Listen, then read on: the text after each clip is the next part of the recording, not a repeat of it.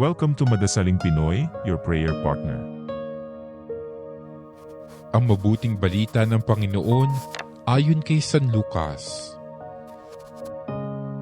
Noong panahong iyon, samantalang naglalakad sina Jesus at ang kanyang mga alagad, may taong nagsabi kay Jesus, "Susunod po ako sa inyo kahit saan."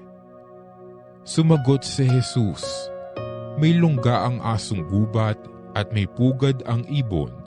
Ngunit ang anak ng tao'y wala man lamang matulugan o mapagpahingahan." Sinabi ni Jesus sa isa, "Sumunod ka sa akin." Ngunit sumagot ang tao, "Panginoon, hayaan po muna ninyo akong umuwi upang ipalibing ang aking ama."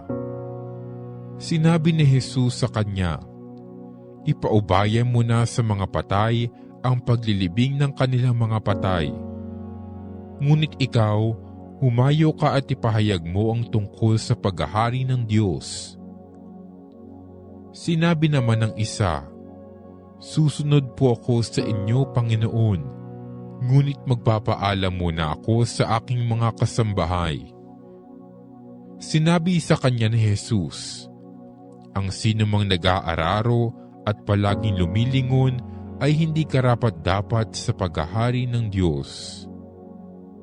Ang mabuting balita ng Panginoon.